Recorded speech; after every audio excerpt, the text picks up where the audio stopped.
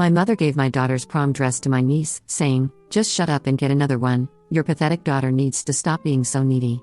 My sister screamed, "No one wants to see your ugly, worthless daughter at prom. My perfect angel deserves beautiful things."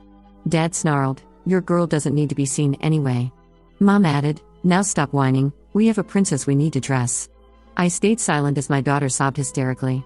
They had no idea what I would do next. I'm Corinne, 42, divorced mother of one beautiful 17-year-old daughter named Unia. My ex-husband Adrian left us when Unia was 12, deciding that his new 25-year-old girlfriend was more important than his family.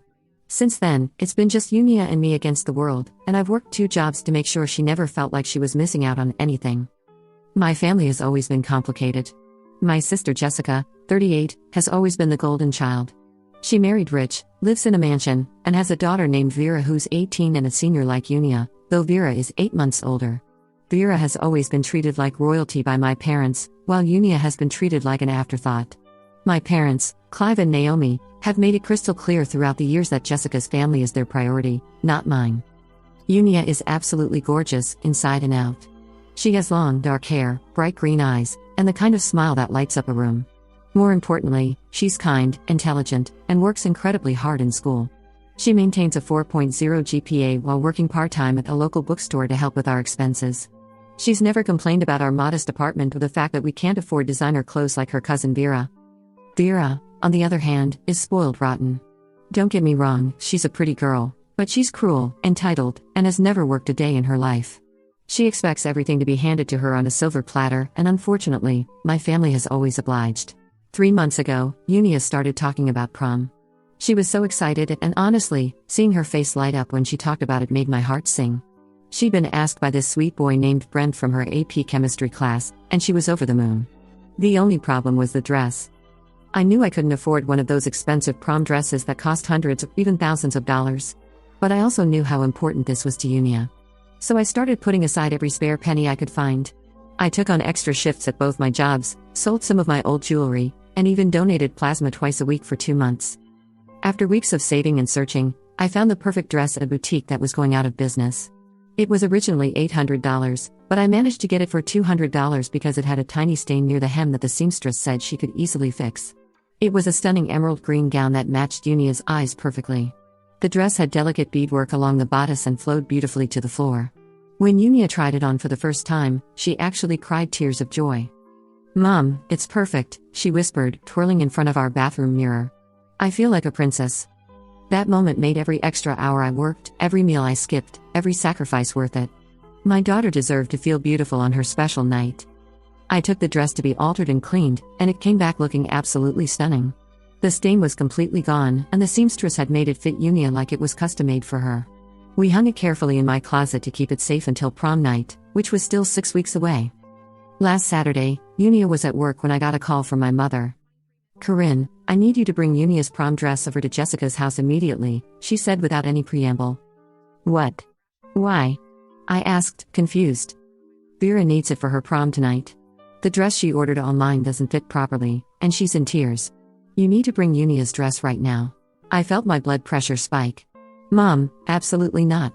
That dress is for Unia's prom in 6 weeks. I spent months saving for it." "Oh, don't be dramatic," she snapped. "Unia can just get another one. Vera's prom is tonight, and she needs to look perfect." "No, Mom. That dress stays here for Unia. Corinne Elizabeth, you bring that dress to Jessica's house right now, or don't bother coming to Sunday dinner tomorrow." She hung up on me. I sat there staring at my phone, unable to believe what had just happened. But I figured that was the end of it. I was wrong. An hour later, Jessica showed up at my apartment with my parents in tow. I should have known something was up when my mother used her spare key to let themselves in while I was in the shower. "Where's the dress?" Jessica demanded the moment I walked into my living room, still in my bathrobe. "It's staying right where it is," I said firmly. "Vera can find another dress." That's when my mother spoke up. "Just shut up and get another one, your pathetic daughter needs to stop being so needy." I felt like I'd been slapped. "Excuse me?"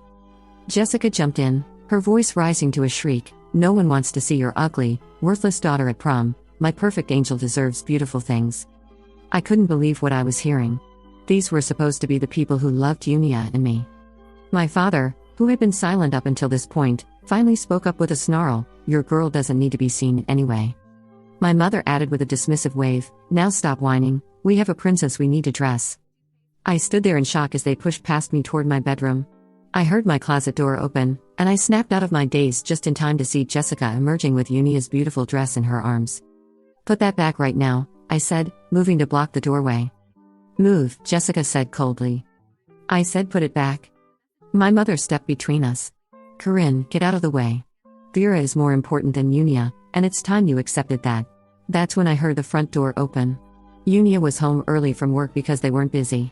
She walked into our living room to find her grandmother, aunt, and grandfather standing there with her prom dress. "What's going on?" she asked innocently. Jessica turned to her with a cruel smile. "We're taking your dress for Vera. She needs it more than you do." Unia's face crumpled. "But that's my prom dress. My prom is in 6 weeks. You can get another one," my mother said dismissively. "Vera's prom is tonight, and she's more important." I watched my daughter's heart break right in front of me. Unia started crying, not just regular tears, but the kind of heartbroken sobs that come from deep in your soul.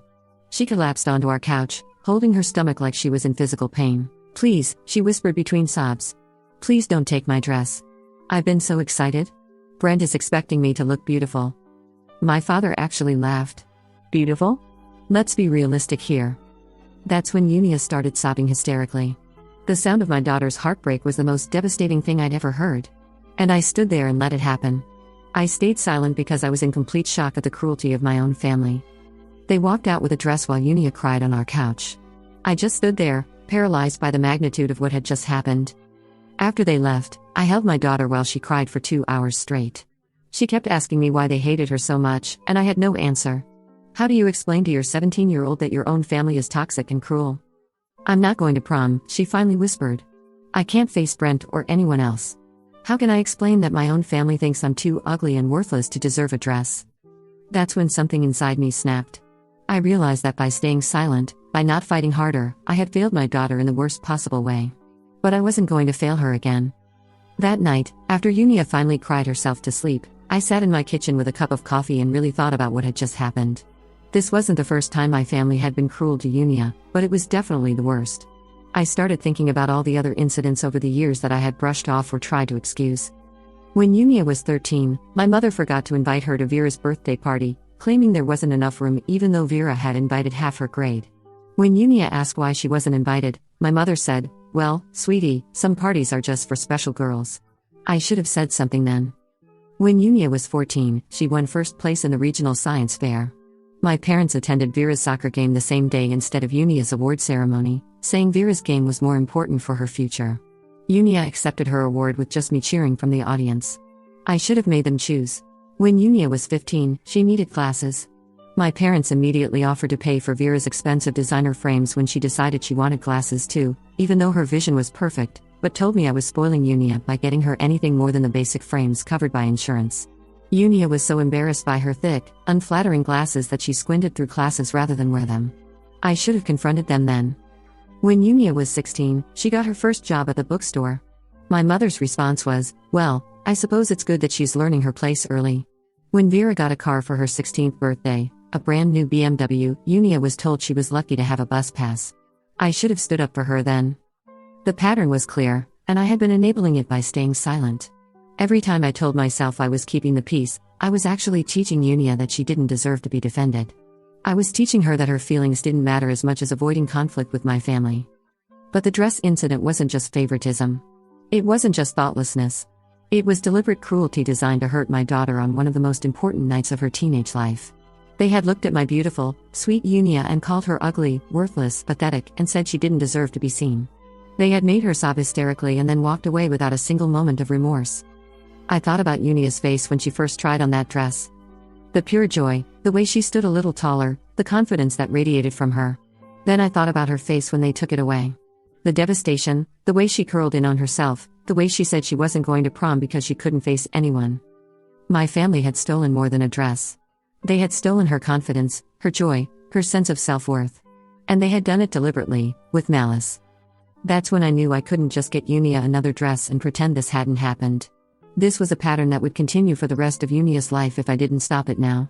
They would undermine her confidence before job interviews, make snide comments at her wedding, treat her children as less important than Vera's children. The cruelty would never end unless I ended it. I also realized that Unia wasn't the only one who needed to learn a lesson here. My family needed to learn that actions have consequences. They needed to understand that you can't treat people terribly and expect no repercussions. They had gotten away with their behavior for so long because no one had ever held them accountable. I stayed up all night making lists, planning, thinking through every possible angle. I wasn't just going to get revenge, I was going to make sure they could never hurt Unia again. I was going to show them exactly what it felt like to have your dreams crushed and your dignity stripped away. But I was also going to show Unia something important. I was going to show her that she was worth fighting for, that someone would go to war for her, that she deserved to be protected and cherished. I was going to show her that the people who had hurt her were the problem, not her. By Sunday morning, I had a plan. It was comprehensive, it was calculated, and it was going to change everything. I spent Sunday planning. I called in sick to both jobs on Monday and got to work. First, I drove to the boutique where Vera was returning the dress the next day. Jessica had posted all over social media about how perfect Vera looked and how the dress would be returned Monday since it was borrowed. I spoke to the owner, explained the situation, and bought back Unia's dress for another $200. It was worth every penny to see it safely in my hands again. But that was just the beginning. You see, there's something my family doesn't know about me. For the past 5 years, I've been quietly documenting every cruel thing they've said about Unia, every time they've excluded her, every instance of their favoritism. I kept screenshots of Facebook posts, saved text messages, and took photos at family gatherings where Unia was clearly excluded. I had been gathering this evidence not for revenge, but for my own sanity, to remind myself that I wasn't imagining their treatment of my daughter. I also had some information that my family wasn't aware I possessed. 3 years ago, I discovered that my father had been having an affair with his secretary, Diane. I found out by accident when I borrowed his phone to call a tow truck after my car broke down. A text from Diane popped up that was, let's just say, very explicit. I never said anything because I didn't want to hurt my mother, but I took screenshots and kept them, not knowing why at the time. I also knew that Jessica had been claiming Vera as a dependent on her taxes even though Vera spends most of the year at a prestigious boarding school in Connecticut, which violates the IRS rules for dependency. She bragged about it at Christmas dinner, thinking it was clever. What she doesn't realize is that Vera only comes home for holidays and summer breaks, spending less than 4 months per year at Jessica's house, which disqualifies her as a dependent. And my mother? She's been skimming money from the church collection plate for years. She's the treasurer, and she's been taking small amounts that she thinks no one will notice. I discovered this when she asked me to help organize the financial records for the annual church audit last year, and I noticed the discrepancies between collection records and bank deposits. Monday evening, I put my plan into action. First, I created a group text with my entire extended family, aunts, uncles, cousins, family friends, everyone. I sent a message that said, I want everyone to know what happened to Unia this weekend, followed by the audio recording of Saturday's confrontation where they called my daughter ugly, worthless, and pathetic. The response was immediate and explosive. My family had always presented themselves as loving and perfect to everyone else. Hearing them speak to a 17-year-old girl with such cruelty shocked everyone who knew them. My Aunt Carol, my father's sister, not his mistress, immediately called me crying, apologizing for not knowing how badly Unia was being treated. My Uncle Mike said he was disgusted and that Unia was always welcome in their home. Cousin after cousin reached out, offering support and expressing their horror of what they'd heard. But I wasn't done. Before I moved to the next phase of my plan, I needed to document everything properly. I spent Monday evening writing down every cruel thing my family had said to Unia over the years, with dates and witnesses when possible. I organized all my evidence into folders, one for each family member's wrongdoings. For my mother, I had documented her theft from the church dating back 3 years. She had been skimming small amounts, $20 here, $50 there, thinking no one would notice. But I had helped her with the books, and I had copies of bank statements showing deposits that didn't match the collection records. The total was nearly $3,000. For my father, I had screenshots of months of explicit text exchanges with his secretary Diane. The affair had been going on for over a year, and the messages were detailed enough to leave no doubt about what was happening. I also had photos of them together at restaurants and hotels that I had taken when I started suspecting something was wrong. For Jessica, I had her own words from family dinners where she bragged about her tax fraud scheme. She had been claiming Vera as a dependent even though Vera spent most of the year at the expensive boarding school in Connecticut. The IRS requires a dependent to live with you for more than half the year, but Vera was only home for holidays and summers, less than 4 months total. She thought she was being clever, but she was committing federal tax fraud worth thousands of dollars in false deductions. I also had documentation of years of their psychological abuse toward Unia. Text messages where they forgot to invite her to family events. Photos from gatherings where Unia was clearly excluded or ignored. Screenshots of social media posts where they praised Vera while completely ignoring Unia's achievements. The beauty of my plan was that I wasn't lying or exaggerating about anything. I was simply exposing the truth about who they really were. They had built their reputations on being good, moral, religious people, but the reality was very different. Tuesday, I sent my mother an email with copies of all the bank statements showing her theft from the church. Return every penny by Friday, or I go to the pastor and the police, I wrote. I also included a recording of her calling Unia pathetic and needy. She called me within an hour, screaming about invasion of privacy and threatening to cut me out of the will. I calmly reminded her that stealing from a church was a felony, and that the recording was made in my own home with my own phone, which was completely legal. You wouldn't dare, she said. Try me, I replied and hung up. Wednesday, I mailed my father copies of all his texts with Diane, along with a note, tell mom yourself by Sunday, or I will. I also included a transcript of him telling Unia she doesn't need to be seen anyway. He showed up at my apartment that evening, furious and demanding to know how I had gotten his private messages. I explained that I had been helping him with his phone settings months ago when the messages came through, and I had taken screenshots because I suspected something was wrong. You're destroying our family, he said. No, Dad. You destroyed our family when you decided to cheat on mom and treat your granddaughter like garbage. I'm just making sure everyone knows the truth. Thursday, I sent Jessica information about tax fraud penalties and a link to report tax fraud to the IRS. You have 1 week to file amended returns and pay what you owe, or I'm reporting you yourself. I attached the recording of her screaming that no one wanted to see Unia at prom because she was ugly and worthless. Jessica's response was immediate and predictable. She called me every name in the book and threatened to turn the whole family against me. I reminded her that the family had already heard her own voice calling a teenager ugly and worthless, and that federal tax evasion was a serious crime that could result in prison time. This is all because you're jealous that Vera is prettier and more successful than Unia, she snarled. No, Jessica.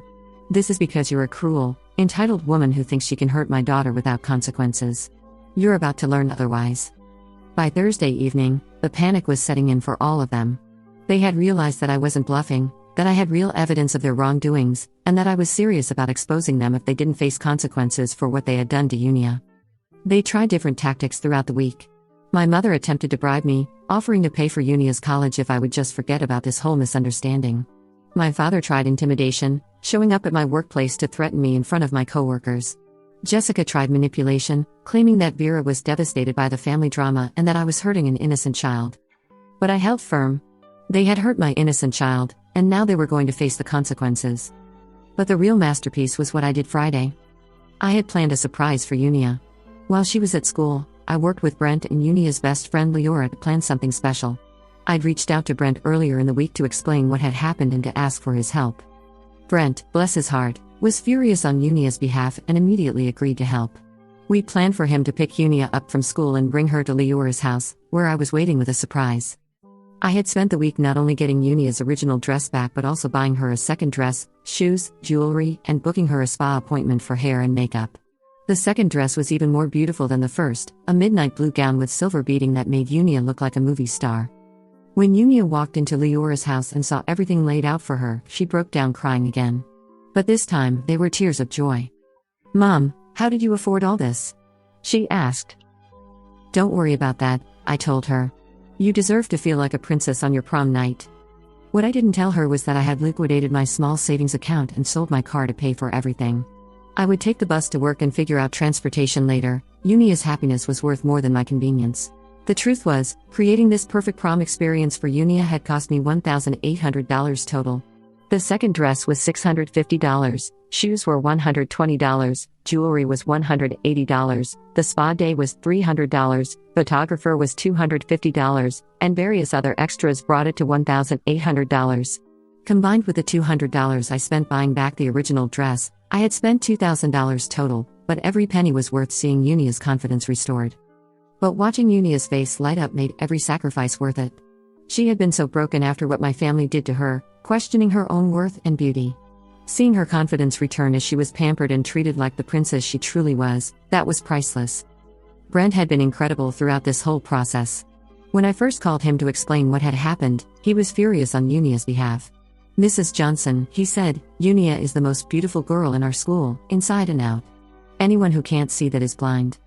He had immediately offered to help with whatever I was planning, and had spent his own money on a matching boutonniere and corsage set that complemented Unia's new dress perfectly. He had also coordinated with his friends to make sure Unia felt welcomed and celebrated at prom. The spa day was magical. Unia had never been professionally pampered before, and watching her face light up as her hair was styled and her makeup applied was worth every sacrifice I'd made. The stylist, Maria, was incredible with Unia. She took the time to understand what Unia wanted and created a look that was elegant and age-appropriate while still making Unia feel glamorous. Her hair was styled in loose Hollywood waves with small crystal pins that caught the light, and her makeup enhanced her natural beauty without being overdone. "You look like a movie star, honey," Maria told Unia as she put the finishing touches on her look. "That boy of yours is going to faint when he sees you." Unia giggled, actually giggled, for the first time since the dress incident. The sound of her laughter made my heart soar. When she put on the midnight blue dress, everyone in the salon stopped what they were doing to stare. She looked absolutely stunning, like she belonged on a red carpet. The dress fit her perfectly, the color brought out her eyes, and the way she carried herself showed that her confidence was fully restored. "Mom," she whispered, looking at herself in the mirror, "I feel beautiful." "You are beautiful, sweetheart. Inside and out." Brent arrived to pick her up, and his face when he saw Unia was priceless. "Unia, you look. Wow. You're the most beautiful girl I've ever seen." Unia beamed, and for the first time in weeks, she looked truly happy. As they left for prom, Unia hugged me tight. "Thank you, Mom. For everything. I know this cost you a lot. You're worth everything to me, Unia. Have the most amazing night." What Unia didn't know was that I had arranged for a professional photographer to be at the venue that night, someone I had hired specifically to capture beautiful photos of her and Brent. I wanted her to have perfect memories of this night, and I wanted proof of how absolutely radiant she looked. The photographer, Jenny, was a friend of a friend who had heard about what happened to Unia. She had offered to do the shoot at cost because she was so moved by Unia's story. Jenny spent the evening capturing candid moments of Unia laughing with her friends, dancing with Brent, and just being the beautiful, confident young woman she truly was. But the evening wasn't over yet. You see, Vera's prom was at the same venue as Unia's, just 6 weeks later. The venue has a policy of posting photos from each prom on their social media and website. When Unia and Brent arrived at their prom, they were chosen as the couple to be featured in the professional photos because they looked so stunning together. Those photos were posted online Sunday morning. By Sunday afternoon, my phone was buzzing with calls and texts from family members who had seen the photos. Unia looked absolutely radiant, and the comments on the venue's social media were all about how beautiful and elegant she looked. My mother called me, screaming, "How dare you make Unia look better than Vera? You did this to spite us." "No," I said calmly. "I did this because Unia deserved to feel beautiful on her prom night, something you tried to take away from her." "You're a vindictive, horrible person," she shrieked. "And you're a thief who steals from church donations," I replied. "Speaking of which, did you return that money yet?" She hung up on me. Jessica texted me, "You're jealous because Vera is prettier than Unia and you can't stand it." I texted back, "How are those amended tax returns coming along?" She didn't respond. My father tried a different approach, showing up at my apartment Sunday evening. "Corinne, you need to delete those recordings and forget about everything you think you know," he said. "Have you told Mom about Carol yet?" I asked. His face went pale. "That's different. That has nothing to do with this." "It has everything to do with this. You're all hypocrites who think you can treat Unia terribly and face no consequences." "What do you want?" he asked. "I want you to leave Unia and me alone. I want you to stop favoring Vera over Unia. And I want you to treat my daughter with the respect she deserves. And if we don't, then everyone will know exactly who you really are." He left without another word. Monday brought more consequences. My mother's pastor called her in for a meeting after receiving an anonymous tip about missing funds. She was forced to admit to her theft and had to return $3,000 she had stolen over 2 years. She was also removed from her position as treasurer and has to attend counseling before she can participate in church activities again. My father's affair came to light when Diane's husband found the explicit texts on her phone and confronted my father at his office. The whole thing became office gossip, and my father was humiliated. My parents are now in marriage counseling, though I doubt their relationship will survive. Jessica received a visit from the IRS Tuesday morning. Apparently, someone had reported her for tax fraud. She now owes over $15,000 in back taxes and penalties, and Vera won't be going to her dream college because they can't afford it anymore. But the best part? The extended family has completely turned on them. My Aunt Maura, my father's sister, invited Unia and me to Easter dinner and specifically said my parents, Jessica, and Vera were not welcome. My Uncle Mike's family has done the same for all upcoming family gatherings. Unia has been invited to be a bridesmaid in my cousin Rachel's wedding this summer, while Vera was uninvited after the recording was shared. Unia will be walking down the aisle in a beautiful dress while Vera watches from home. The family friends who heard the recording have also chosen sides. Unia has received 3 job offers from family friends who want to help her save for college, while Vera has been quietly dropped from several social circles. Unia doesn't know about most of the revenge I orchestrated.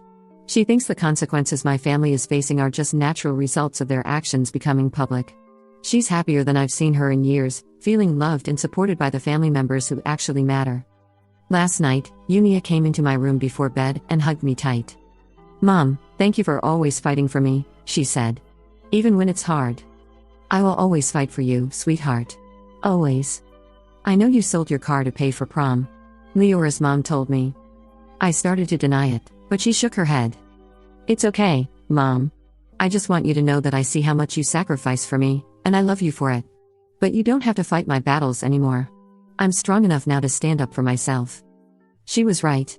Through all of this, Unia had grown stronger and more confident. She no longer shrinks when people speak harshly to her. She stands tall and knows her worth. As for my parents and Jessica, they've been trying to reconcile for the past month. They claim they were just stressed that day and didn't mean what they said. They want to sweep everything under the rug and pretend it never happened. But I'm done pretending. I'm done making excuses for their behavior. I'm done allowing them to treat my daughter as less than. Unia and I have started our own traditions. We have Sunday dinner at our apartment now, often with Brent, Leora, and other friends who actually care about Unia. We don't need people in our lives who only bring negativity and cruelty. My parents still don't understand what they did wrong. They think I overreacted and that Unia should just get over it. They don't understand that telling a teenage girl she's ugly, worthless, and doesn't deserve to be seen isn't something you just get over. But Unia is thriving now. She's been accepted to her top choice college with a partial scholarship. She's confident, happy, and surrounded by people who love and support her. Brent is taking her to senior prom at his school next month, and this time, there's no family drama to overshadow her excitement. Sometimes people ask me if I regret the way I handled things. They wonder if I should have tried to work things out with my family instead of going nuclear. The answer is no. I don't regret it for a second. My family showed their true colors that day. They revealed that they're capable of devastating cruelty toward a teenager, their own flesh and blood. They showed that they value one grandchild over another based on whose mother they prefer. More importantly, they showed Unia that she doesn't deserve to be treated with basic human decency.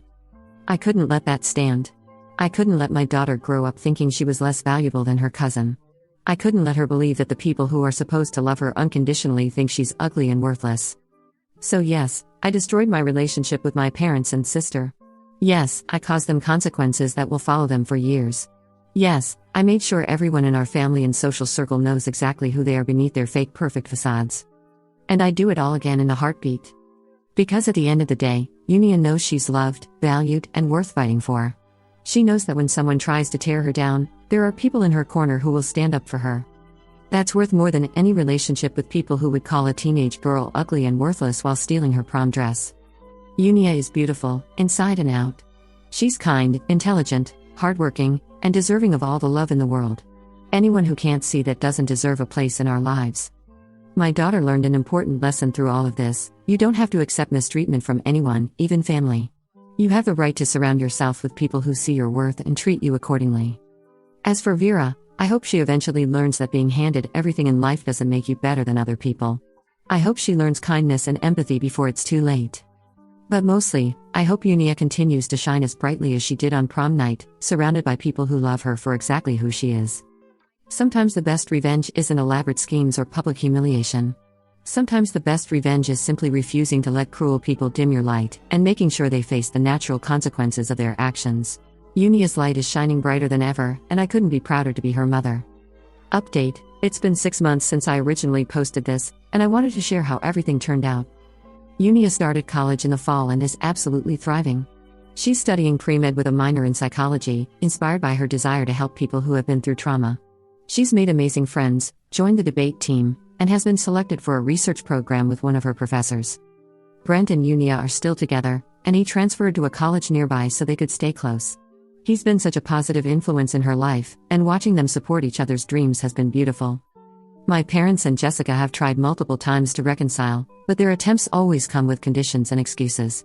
They want Unia and me to apologize for overreacting and to promise we won't air our dirty laundry again.